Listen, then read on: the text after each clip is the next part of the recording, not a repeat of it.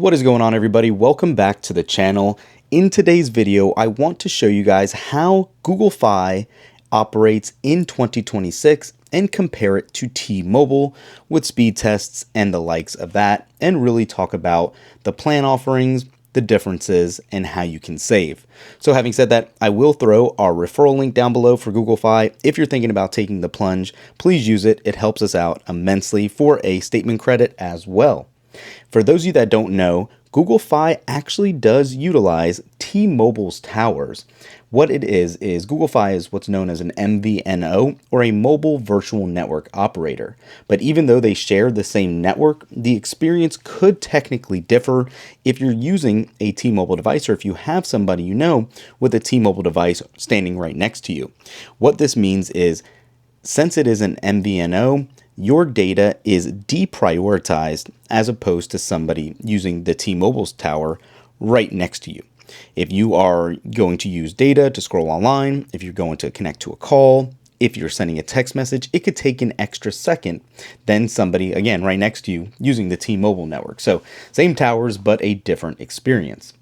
Now, with that though, having said all that, you're getting a substantially cheaper phone plan than you would with T-Mobile, with flexible plans starting at $20 a month plus $10 per gig for the first 6 gigs of data. So you're capped at a monthly expense of $80 if you need all that data. But most likely you're not going to pick that plan if you understand you're going to use a lot of data. They do have unlimited plans for $35 to $65 depending on what you need. And we will take a look at Google Fi and see all that as well. If you do want to switch your plans, as I said though, this is kind of where it starts at. I'm on the Flex plan with the $20 for one line, $10 a gig, no cost beyond 6 gigs per cycle. Then they have the Unlimited Essentials, Unlimited Standard, and Unlimited Premium for $65 all in, which gives you 6 months of YouTube Premium on them as well. So just something to keep in mind. What's interesting though is that coverage is basically the same, which logically makes sense since they're using the same towers. And having said that, let's go ahead and jump into speed test and run these tests really quick. Now, I will run these one by one so that we get the best true to life result. Let's start with the iPhone Air on Google Fi. One thing you'll notice though, when you do run these tests, you can see right here, it is showing T-Mobile as the network provider, which again, unsurprisingly, is the case since they use those towers. And initially from this first test, we got 630 megabits down, with the upload speeds coming in, probably will settle around 21 or 22 megabits up. These are pretty substantially decent speeds here, and you can see we actually ended with 23.1 megabits up.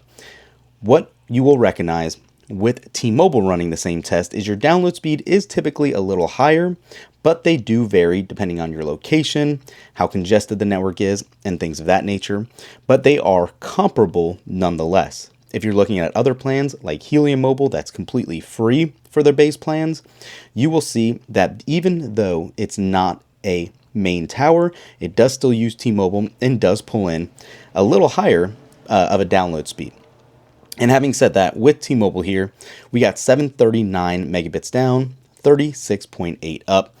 These are very comparable numbers for a huge savings. Let's go ahead and run this one more time and see what we get here as well.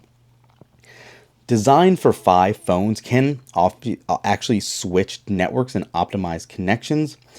Most phones just use T-Mobile like normal. That is one benefit of this. I've never actually seen it in practice working because it's so seamless on the back end, but it is something I wanted to let you guys know. Both use T-Mobile's nationwide network, like I said, but there is, again, those differences depending on the type of phone you use. With the second test here, you can see we got 627 down and 20.9 up on Google Fi. And running it again on the T-Mobile phone, on the T-Mobile dedicated network, you can see we are actually, again, going to pull in a little higher megabits down. Looks like it's going to hover around 830 or 800. There we go, 806. And the upload speed is going to be, again, very comparable here, around 20 megabits per second. Let's see where it finishes at here. Again, keep in mind, I've actually ran these tests when I've been driving a car in-store shopping or just, walking around the neighborhood. And they have been very comparable, actually very well comparable at that too. What I want to do here is actually go in to the browser and let's go to some websites. Let's start with ESPN and run these side by side. And you can see yet again, that was pretty quick. I want to use ESPN and NFL Network because those are actually some graphic heavy websites. Let's go. And they're instantaneous. I'm not even seeing a difference between loading. Let's do Apple again. 1, 2, 3. Yeah, it's indistinguishable. These are actually very, very good. So again, with T-Mobile though, you do get premium data and somewhat faster speeds. You are getting some perks like Netflix, hotspot data and all that, but it is more expensive and it could be overkill for some users. With Google Fi, you're more so paying for what you use. You do have strong international features with 200 plus countries being serviced, simpler plans, easier billing, but keep in mind there are more data limits between 30 and 100 gigabytes depending on your plan. You do have fewer perks, and the big one, the big disadvantage is there are no Google Fi stores. So if you need help, you have to contact support, chat with them, call them over the phone, deal with them in the app, which might not be ideal for some users. So keep in mind, as you can see, where things really get interesting is you would think Fi would run slower and T-Mobile would run normally, but we're not experiencing that issue right now. Some users can notice the slower speeds on Fi in busy areas, but some other people say it feels identical day to day, and that's been more so my takeaways from it as well. So really, you're going to want to choose Google Fi if you use low to moderate data, if you travel internationally, or you want to save money every month, because that is the big draw for any of these MVNO carriers.